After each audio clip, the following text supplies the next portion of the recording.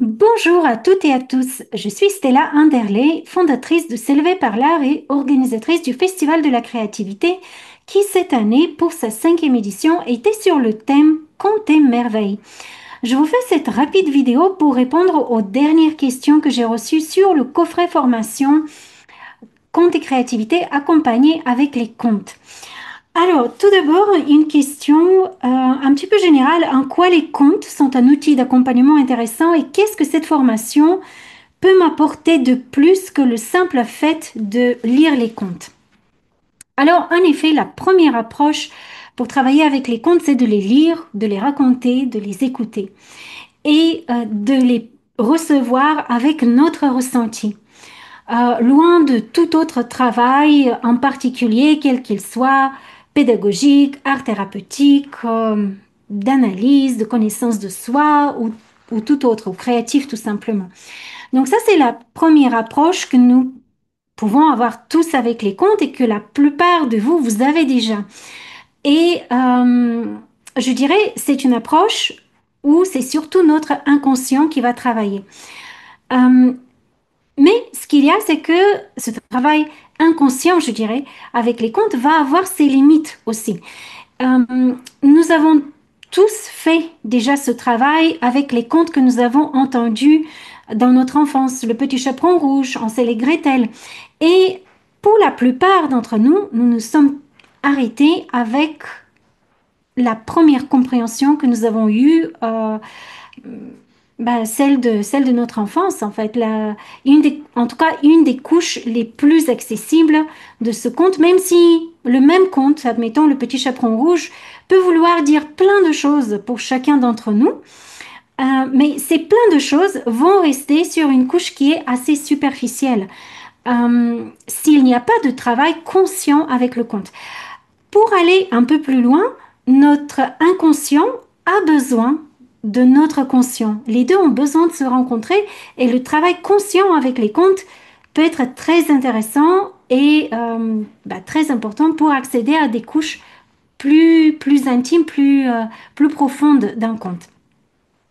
Après, il y a différents répertoires de contes. Si je prends les contes de Grimm, qui sont des contes un peu énigmatiques, je dirais même initiatiques, c'est un répertoire où, en effet, il y a plusieurs couches. Ce n'est pas le cas de tous les contes. Il y a vraiment des types de contes très différents. Et dans la formation, vous allez justement rencontrer des répertoires très différents. Euh, il peut y avoir aussi différents usages du conte, des usages pédagogiques, des usages pour accompagner des ateliers en nature, des usages art thérapeutiques ou de coaching, et vraiment plein d'usages. La palette, elle est assez vaste. Et pour cela, vous avez aussi l'expérience de 30 intervenants, chacun avec leur approche. Il y a aussi des conteurs, même si vous voulez l'approche première du conte qui est celle de juste de le réceptionner, juste de l'écouter, ben, il y a toute une palette de façons pour conter, pour présenter, pour faire vivre le conte à son public. Et cela, vous allez le percevoir aussi à travers les différents intervenants qui vous offrent leur expertise et leur expérience, leur travail avec les contes. Les contes parlent à la fois à nos émotions, à la fois à notre intellect, mais intellect, je dirais symbolique, et à la fois à notre intuition et à la fois à notre âme qui va réveiller des motivations personnelles ou des énergies, des élans de l'intérieur qu'on peut découvrir en fait. Ça peut être très surprenant le travail avec les contes et très puissant aussi justement à cause du langage métaphorique. Alors si je vous donne un exemple, quand je dis voilà, qu'est-ce que j'appelle message premier, message plus profond, je donne un exemple avec les contes de Grimm. Admettons Hansel et Gretel. Le message le plus direct ou les messages les plus directs vont tourner autour de, pour une personne, ça va être, il faut faire attention à ne pas se prendre au piège de la tentation. Il peut y avoir des choses qui sont séduisantes, mais derrière, elles peuvent cacher un piège, une prison, un obstacle, quelque chose qui va nous limiter plutôt que de satisfaire réellement notre besoin. Ça peut être un message qui est assez facile d'accès. Un autre message peut être l'entraide, l'entraide en famille, entre frères et sœurs. Un autre message assez facile d'accès, c'est celui du courage. Les enfants ont le courage d'affronter cet obstacle, même s'ils tombent dedans. Voilà, ils sont résilients et ils s'en sortent triomphants. Un autre message peut-être à l'ingéniosité. En sel, il sème des petits cailloux ou des miettes pour pouvoir retrouver le chemin. Gretel, elle va être ingénieuse pour faire tomber la sorcière dans le four, dans le feu. Voilà, il peut y avoir encore plein d'autres messages qui sont assez faciles d'accès et auxquels il suffit juste d'écouter le conte et de se faire notre propre première impression ou compréhension du conte. Après, si on décide de faire un travail plus approfondi avec le conte, là, on va entrer dans des petites choses qui vont nous titiller dans le conte. Si on prend la version originale des frères Grimm, euh, dans cette version, il y a par exemple la sorcière qui a l'intention d'engraisser un sel pour pouvoir le manger. Et chaque jour, elle va aller vérifier s'il a pris suffisamment de poids. Elle va lui demander de montrer son doigt. Alors ça, c'est un détail extrêmement curieux. D'habitude, si on veut voir si quelqu'un a pris du poids, on regarde les joues ou les parties plus charneuses, le ventre ou éventuellement les cuisses. Mais c'est aussi extrêmement métaphorique. On peut se dire, oh, c'est juste un hasard narratif. Mais pas dans les contes de Grimm. Les contes de Grimm sont remplis de trop de hasards narratifs pour se dire que c'est du hasard. À un moment donné, on se dit, ah, il y a quand même autre chose. C'est intentionnellement surréaliste ou intentionnellement extrêmement métaphorique pour cacher, pour voiler un sens, ou en tout cas le sens premier, euh, et pour nous faire travailler consciemment, pour aller consciemment vers ce sens plus profond. Et pour ça, pour moi, il y a besoin d'un travail conscient et plus profond. Certaines personnes me disent, mais oui, quand je lis le conte, comme ça, je n'arrive pas à accéder au sens profond. Je me sens un peu bête parce que j'arrive à accéder uniquement au sens premier. Mais c'est normal. Mais moi aussi, il y a un travail conscient à faire avec les contes qui nous permet de dévoiler des sens plus profonds, des couches plus profondes.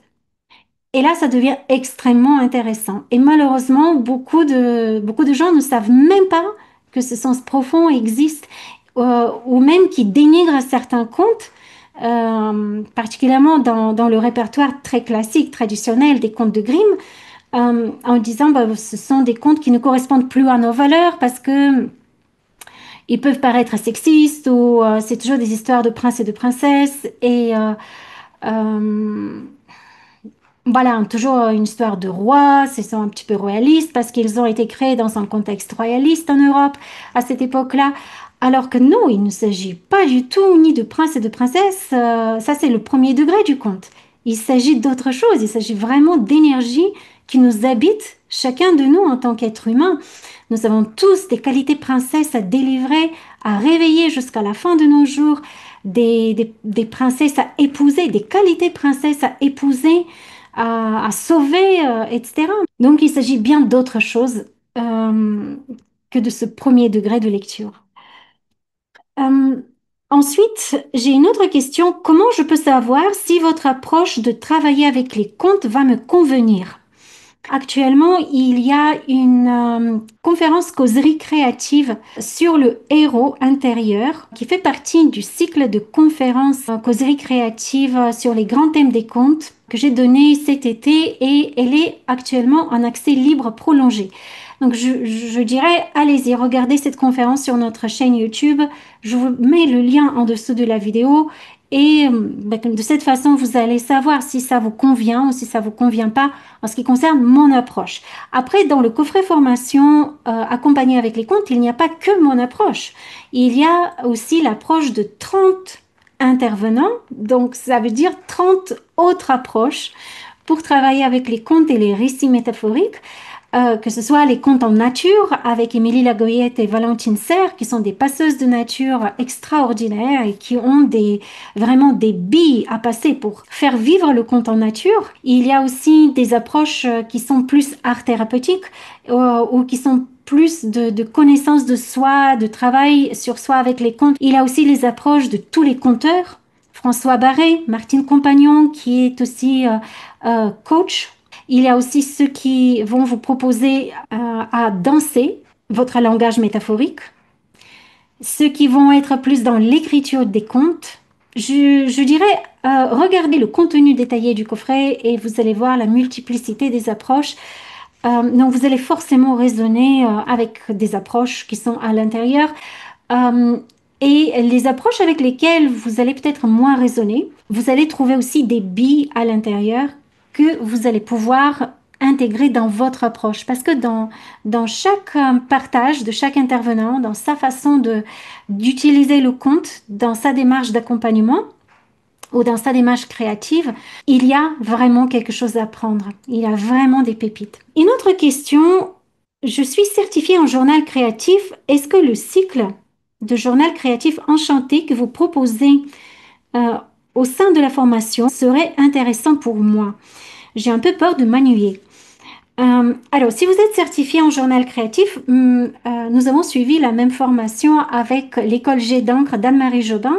Moi, je suis en processus de certification et actuellement, à l'heure où je filme cette vidéo, je vous offre ce stage, ce cycle de journal créatif dans le cadre de mon stage de certification avec l'école Jet d'encre d'Anne-Marie Jobin. Et donc, je connais bien tout le contenu de la formation et je peux vous garantir qu'il n'y a pas de redite. Il n'y a pas de... je n'ai pas pris les exercices d'Anne-Marie pour vous les proposer dans mon stage. Euh, il faut savoir aussi que ce cycle, ce n'est pas un cycle de découverte des outils de journal créatif que vous avez déjà, hein, surtout si vous êtes certifié. Il y a beaucoup de gens aussi qui suivent depuis longtemps nos ateliers et qui ont déjà pratiqué le journal créatif dans différents cadres, avec plein d'intervenants aussi qui ont été invités dans nos festivals de la créativité et qui ont fait découvrir le journal créatif. Il y a des personnes qui ne sont pas certifiées en effet, mais qui ont déjà pas mal de pratiques. Et donc ce cycle-là que je vous offre est vraiment orienté sur les comptes. Le journal créatif, c'est un outil pour travailler, pour plonger plus en profondeur avec les comptes. Donc, je pense que, à mon avis, cela m'étonnerait que vous vous ennuierez, sauf si vous avez déjà vraiment beaucoup, beaucoup, beaucoup travaillé sur les comptes dans votre journal créatif. Voilà, mais c'est à vous de voir, surtout si si vous suivez déjà la formation. Je vous invite tout simplement de venir, de découvrir, et puis vous allez trouver par vous-même. Voilà. Est-ce que l'accès à la formation est illimité? Oui, tout à fait. L'accès à la formation est illimité. Il n'y a pas de durée dans le temps. Donc, vous pouvez revoir à votre rythme, retourner sur les outils quand vous en avez besoin. Il y a tout un répertoire aussi de contes dans le jardin des contes qui peut être intéressant aussi pour vos outils d'accompagnement. Il y a aussi des contes que j'ai écrits, des contes art thérapeutiques qui sont un autre genre de contes. C'est pas vraiment ce type de contes énigmatiques qu'on va explorer à la manière des contes de Grimm.